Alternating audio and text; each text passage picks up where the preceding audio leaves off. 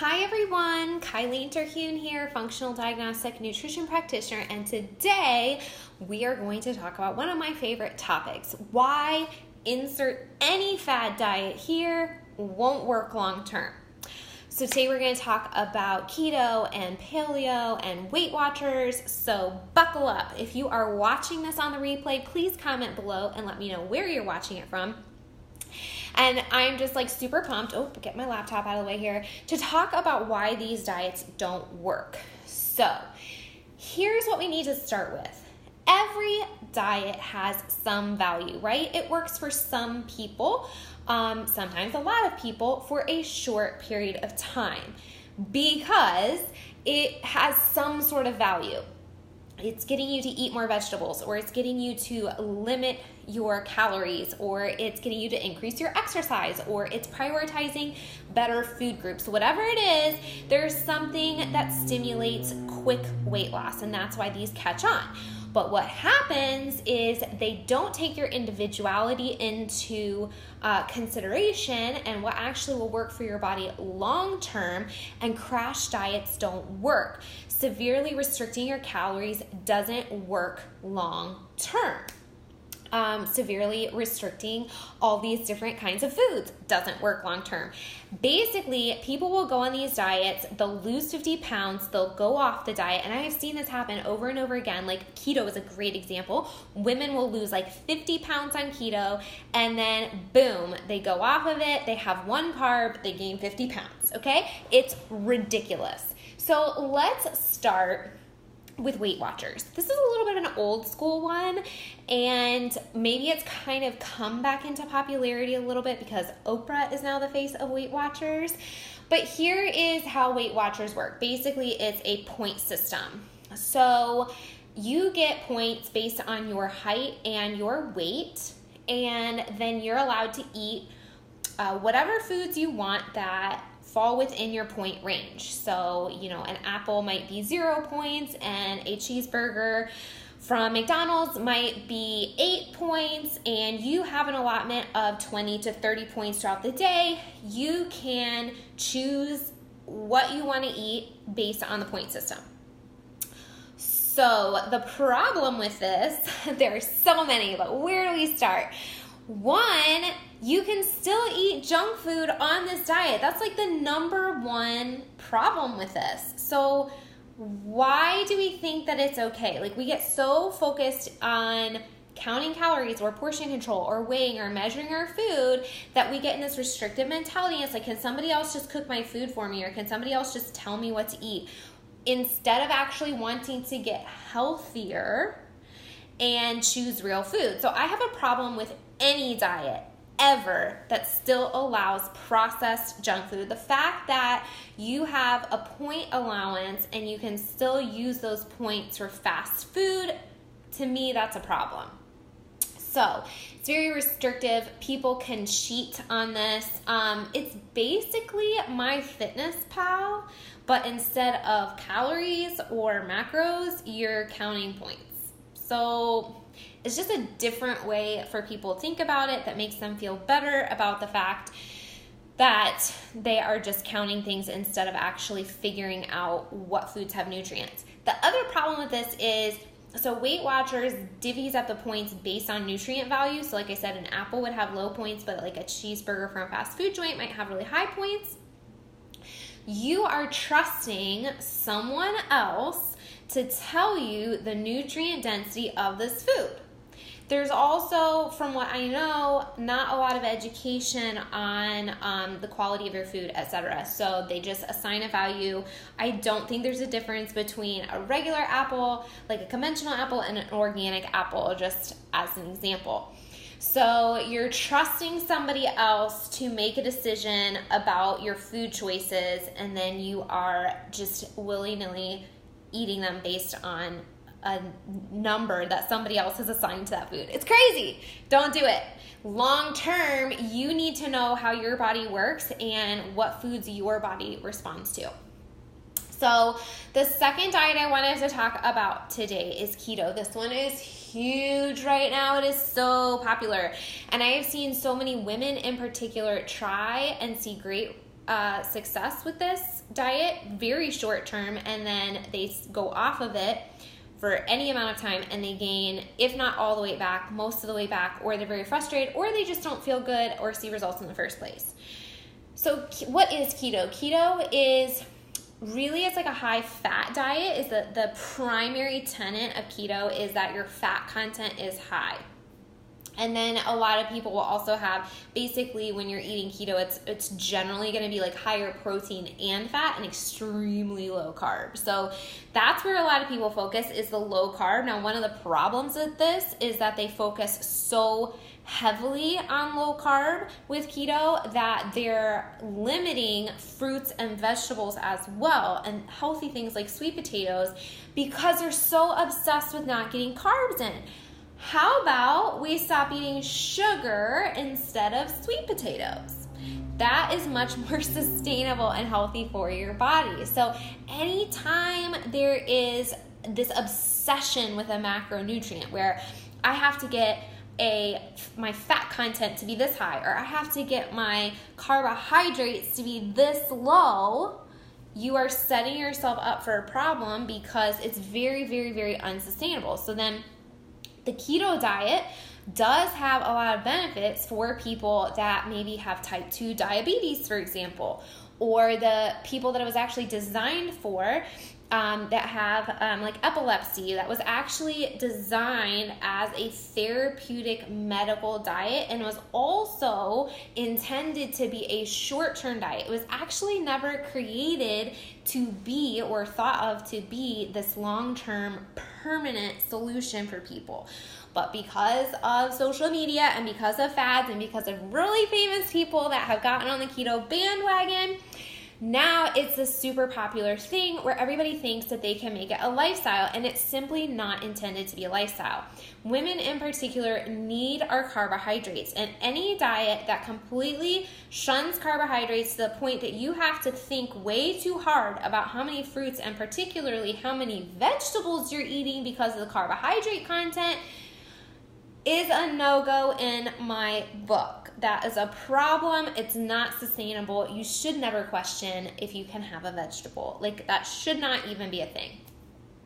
So keto also, with a lot of diets, even if they are based on good science and have a lot of efficacy and have like a really great reason for the way that they're structured, every diet can have a junk version of that diet, right? Every diet. So keto diet is no exception, and it's actually a great example of how you can take a good idea and totally ruin it. If you go on Pinterest and you look up keto diet, you are going to find all of these recipes that have garbage ingredients, including a lot of conventional processed dairy that is not good for you. And if you are sensitive to dairy or have digestive issues, then you're going to go on this keto diet and you're going to be having things like yogurt and cheese to increase your fat content and lower your carbohydrate content, and you're not having as many vegetables, but all of a sudden you're having a lot of yogurt, and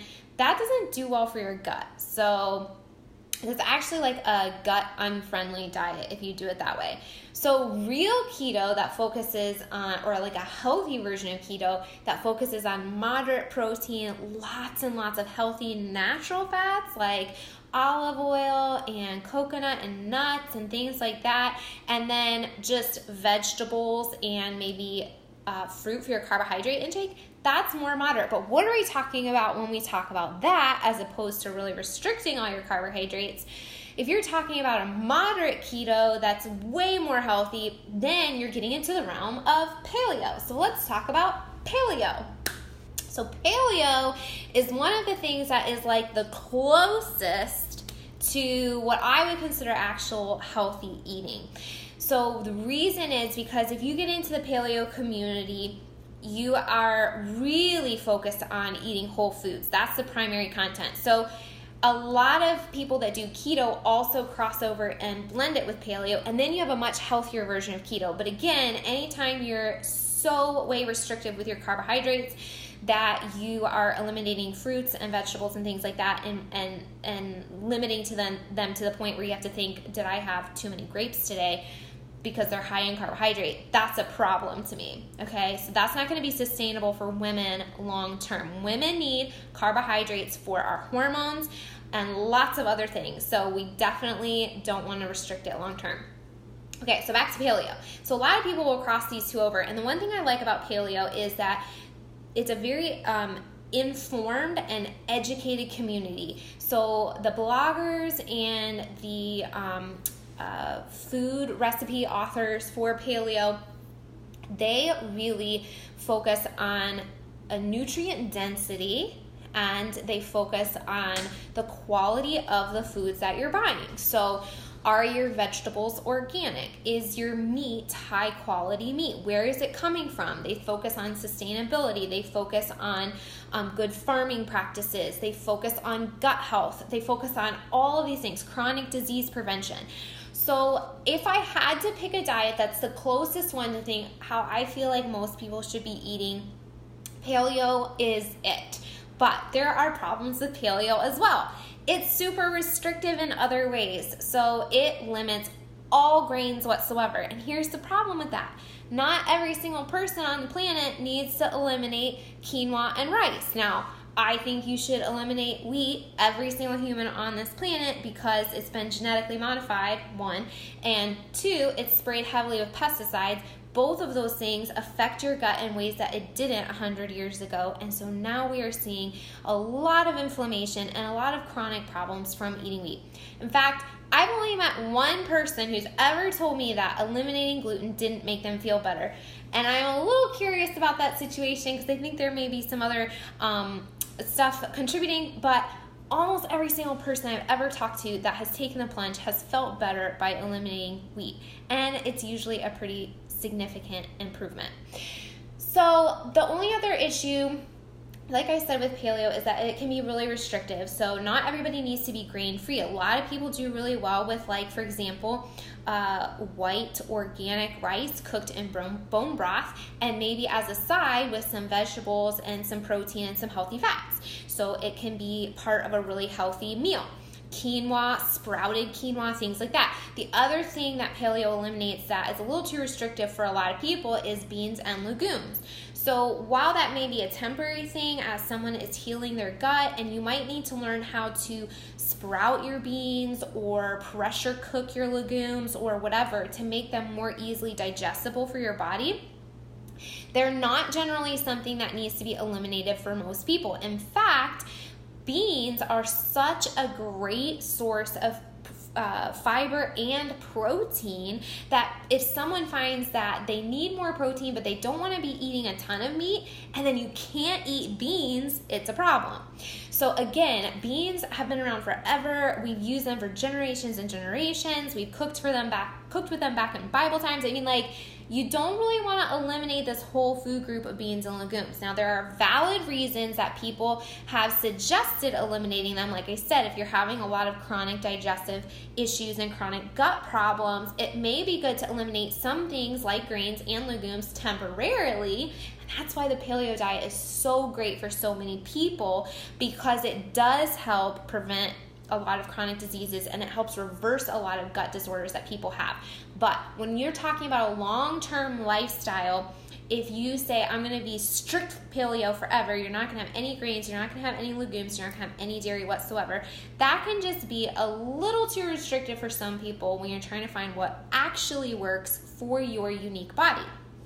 But one of the things I do tell my clients is if you want to have a dessert of some kind, if you Google whatever dessert, let's say brownie, with paleo in front of it, paleo brownie, you're most likely going to find a recipe that's a better option for you because, like I said, the paleo community is so focused on nutritional density and actual real ingredients that you're going to get things that have a lot of micronutrients in them, like honey instead of sugar. You're going to get something like almond butter, I almost said apple butter, almond butter instead of flour. And so you're swapping these ingredients that are nutrient void to nutrient dense. So I think it's an amazing framework. It's an amazing place for people to start. Almost all of my recipes or my cookbooks, my actual cookbooks, are paleo cookbooks in my cupboard, but I eat beans and I eat rice. And so you have to figure out what works for you. So that's where I think paleo fails in terms of a long-term diet. It's not right for every single person when you are being super strict. Okay, so let's talk about gluten-free. Now, gluten-free is one of my favorite things to talk about. I just mentioned a minute ago why I think every human on the planet should be gluten-free. No exception. It causes gut inflammation. It raises your zonulin levels, which breaks your tight junctions in your gut lining, which means that it contributes to leaky gut. So if you already have some inflammation or some stress in your life, or maybe some gut disorders, gluten is one of the worst things that you can do for the health of your gut. It's just problematic. Now, here's the interesting thing. It causes this damage whether you feel it or not. So you may or may not know that you have gut problems. So you might be this super healthy individual. It's still causing damage. So some people will actually notice a reaction and some people may be asymptomatic.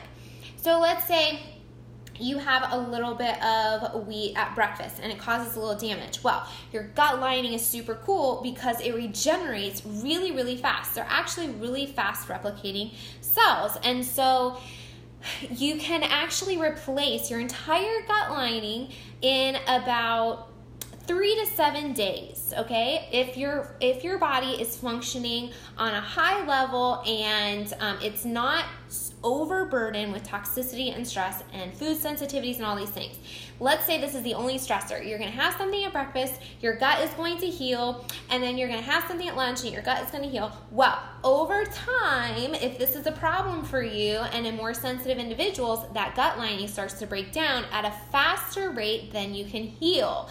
So that is why, and again, this is because of genetic modifications, not the same wheat that we had 100 years ago, and because of pesticides, your gut, you've heard a lot about glyphosate in the news recently. The small, tiny amounts that you can be exposed to when eating grains or things like Cheerios at breakfast, that little tiny amount that you're exposed to of the glyphosate pesticide that's all over these grains disrupts your gut microbiome and helps cause that inflammation cascade. It is a huge problem, you guys. That's why I think everybody should be wheat-free. But the gluten-free diet may not be right for everyone. Now, I'm not saying that you should go eat wheat. I'm just saying you might not want to follow a gluten-free diet. Now, what do I mean by that? What I mean by that is a lot of people that go gluten-free simply take foods that have gluten in them and then replace them with foods that don't have gluten in them, but they're the processed version. So they'll take a regular branded Oreo and go for a gluten-free Oreo. This is a problem because we're simply replacing wheat then with sugar and starches and refined processed ingredients that are maybe a touch better than wheat, but not really. They're still going to cause problems with your blood sugar and all these other issues. Again, that inflammation cascade that causes so many problems down the road. So we want to make sure that yes, we are eliminating this highly inflammatory and problematic ingredient, but that we're not replacing it with all of these, processed replacements that then just cause other problems down the road. Yes, I see that comment. I heard that gluten-free products can have even more glyphosate in them. Yes, it's such a problem. It's so scary. Glyphosate is becoming like its own thing that we have to focus on, which is crazy, but it is becoming more and more of an issue.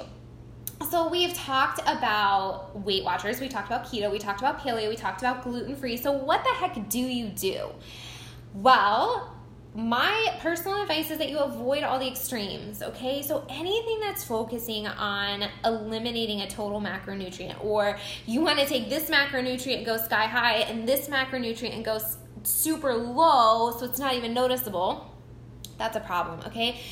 Too much fat in keto and too much of the wrong kinds of fat in keto without like I said, without a focus on the nutrient value and the health and the forms that you're getting can be a problem for so many people and cause all these other digestive issues. Like, what if you don't have enough of the lipase enzyme to break down fats and you go keto? You are not going to feel good, okay? And we already talked about being too restrictive with beans and legumes and some of the grains and things like that. So just avoid any of the super extremes unless you're being guided by somebody for a specific medical condition that is working with you to figure out what's right for your unique body, because ultimately that's what we want. So overall, what should you do? The number one thing that any diet worth its salt agrees on is to eliminate processed foods, okay? So eliminate things that are in packages that are made from processed ingredients, that are full of sugars, that are full of wheat flours, that are full of conventional dairy, that are full of all these things that cause inflammation in your body. That is the number one thing. Just get away from the processed packaged foods. Number two, any diet worth its salt is going to help you eliminate or significantly lower your sugar intake. Processed sugars should not be part of the diet. They are a whole topic on its own, but you should be avoiding things like cane sugar, even if it's organic, white sugar, table sugar, brown sugar, any of those processed sugars you should be eliminating. What can you replace them with? Things that actually have some micronutrient value, like honey and maple syrup and dates. And there's so many delicious recipes out there that use those sweeteners.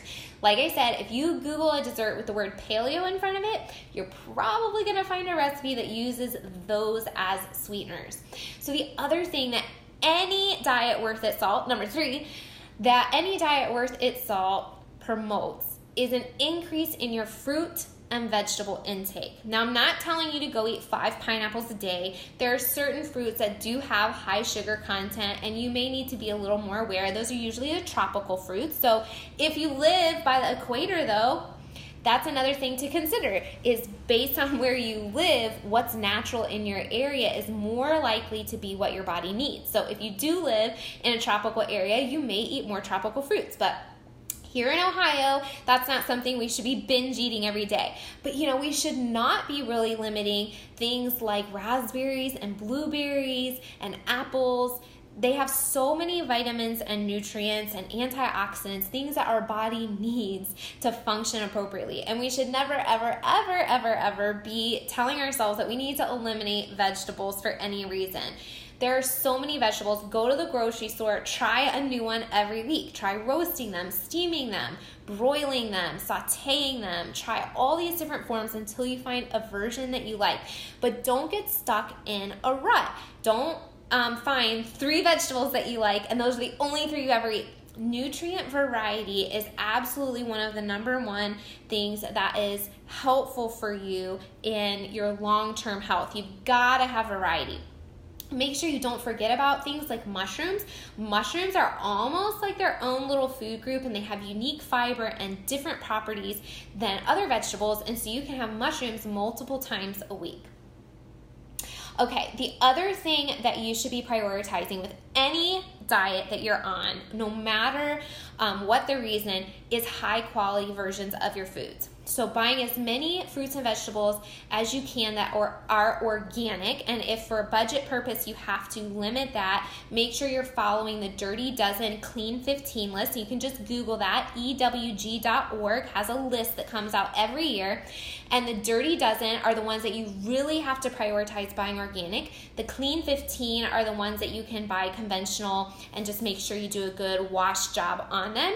But you should also be prioritizing really healthy meats. So it really does make a difference on your health if you are choosing conventional raised meat or like pasture raised poultry and grass-fed pasture raised beef. There is such a difference between the nutrient content of those animals besides talking about the quality of life that they live. So conventionally raised animal does not have a great quality of life.